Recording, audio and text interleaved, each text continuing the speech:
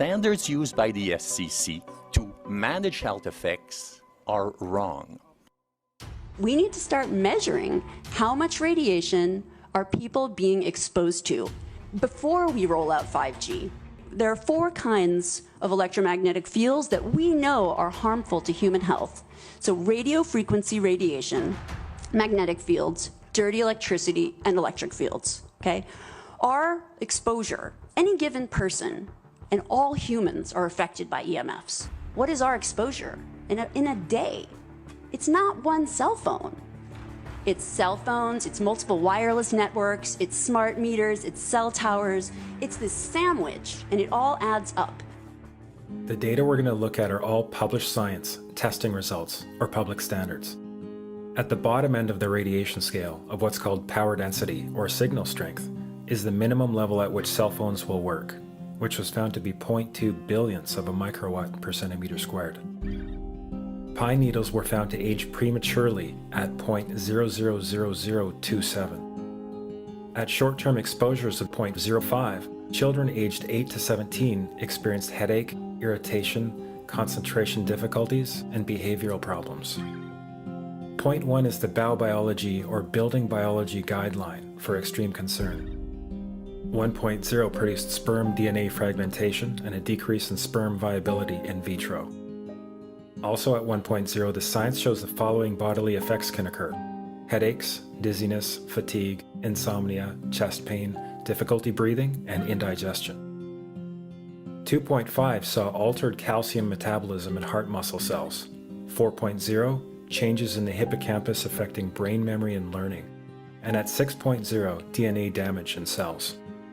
So where are smart meters on this list? Electrical Power Institute in December 2010 measured a single Itron smart meter with pulses up to 7.93 microwatts per centimeter squared.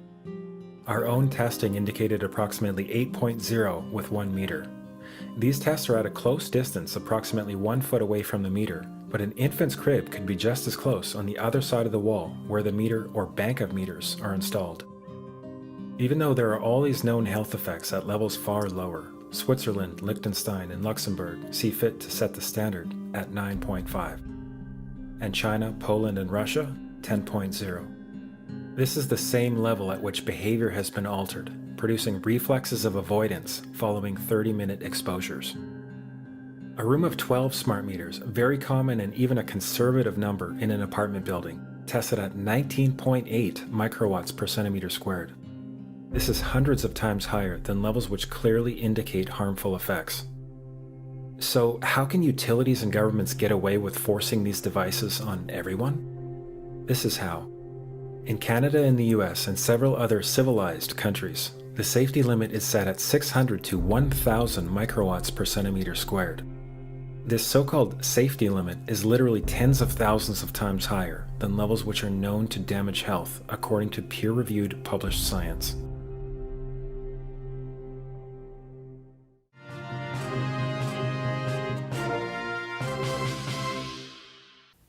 Faster, better, more reliable internet. That's the promise of 5G technology, but there is also the peril. Health hazards associated with radio frequency that is higher also and requires more transmitters and antennas. And the stark, simple fact is the health hazards are unknown and unstudied. And that is a sign of neglect and disregard on the part of the Federal Communications Commission that seems unacceptable. There have been no answers so far. The FCC basically has said everything's fine, but in order to reach a conclusion about the health and safety of this new technology, we need facts. Mr. Chairman, thank you for having this hearing. 5G, as you well know, also uses higher frequency waves that don't travel as far and will rely on a network of hundreds of thousands, potentially millions of small cell sites. And the question then is, are there any health implications, any public safety implications to those additional sites that are likely to be located close to homes, schools, workplaces, and closer to the ground. Correct? Correct, Senator. Yes. So my question for you, particularly Mr. Gillen and Mr. Perry, how much money has the industry committed to supporting additional independent research? I stress independent research. Is that independent research ongoing? Has any been completed? Where can consumers look for it? And we're talking about research on the biological effects of this new technology. Thank you, Senator. I think, thank you for your focus on the issue. Safety is paramount, and as you alluded to, we rely on the expert agencies, we rely on the findings of the FDA and others as to the requirements to keep all of us safe. There are no industry-backed studies, to my knowledge right now. Happy to visit with you as to what opportunities you think there needs to be more studies, and we're always for more science. We also rely on what the scientists tell us. So essentially, the answer to my question, how much money? Zero. I can certainly follow up with you, Senator. To my knowledge, there's no active studies being backed by industry today. Anybody else know of industry commitments to back research, fund it, support it, to ascertain scientifically the health effect? No, I'm not aware of any. So there really is no research ongoing. We're kind of flying blind here, so far as health and safety is concerned. Thank you, Mr. Chairman. You're a trained medical professional. Yes. We don't have one on the panel. What are we to make of the American Cancer Society, for example, telling us there's no evidence of harmful product? Many of these organizations have conflicts of interest. Very briefly, if you can, what do you mean by conflict of interest? One of the first things that you teach residents is that you always have to look at the funding. There's a tremendous amount of sponsored research by people who are hired to do studies to find no effect. And that's plagued this field in a number of countries. The radio frequency radiation work that we did was supported by Motorola. The relationship was really very cordial and very stress-free, but only up until we started generating data. These folks were very, very upset and began to talk about how are they going to handle this, what sort of spin can we put on this, what can we expect from this, and from that point on the relationship changed. What we saw was that Motorola began to exert more and more control over the work, telling us what to do, telling us how to write abstracts, what to say in the abstracts, what to say in the papers, how to do the work. No, don't do this. Yes, do it this way. This was unacceptable. I had completed our study of DNA damage, and I submitted the final report to Motorola. They simply weren't willing to accept my interpretation of my study, my evaluation of my study, my knowledge of science at that point, and tried to urge me not to publish the study. Did you hear about people coming to you as far as having complaints about illness? We were made aware of health complaints following installation of smart meters, and we wanted to verify this using our field work. So I measured the field of about 30 different people while they stood 1 foot in front of the smart meter, and in every single case, the human energy field was obliterated as they stood in front of the smart meter. So in our first slides, what we see is normal cells, and the structure of the cells is intact and sound. This is what we would expect from a normal sample. So after 2 minutes of exposure in front of the smart meter at about 1 foot away, we see a totally different story. Sample 1, you can see a lot of degradation in the cells. The cell walls have been broken, and you see changes in the cells which are called mycoplasma. It shows a mutation to the cell.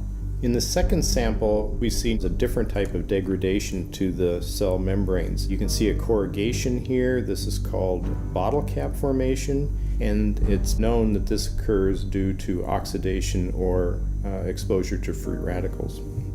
So this third subject, when we did her sample, she had to be pulled away from the meter after 45 seconds because she complained about an increasingly severe headache.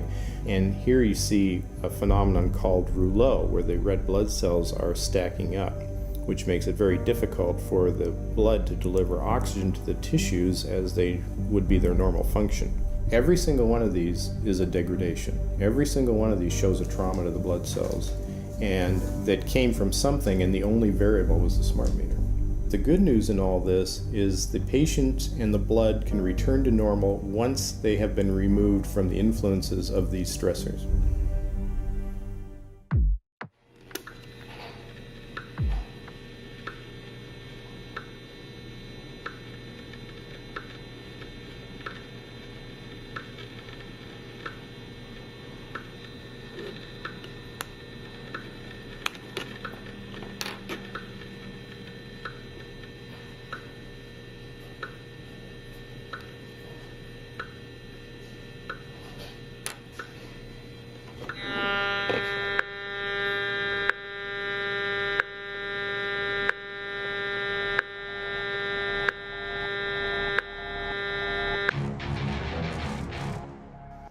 Some of the effects that we can look at, well, one thing is just our regular Wi-Fi, 2.4 gigahertz.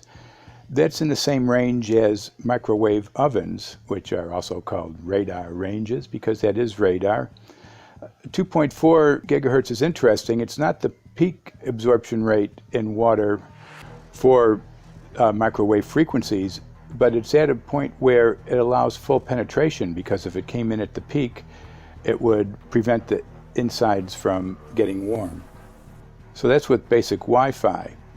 Now when we look at 5G, 60 gigahertz, this is what they call active dispersal sort of weaponry, just to keep people back. It burns the skin. It doesn't penetrate, but 60 gigahertz is the frequency of oxygen molecule absorption.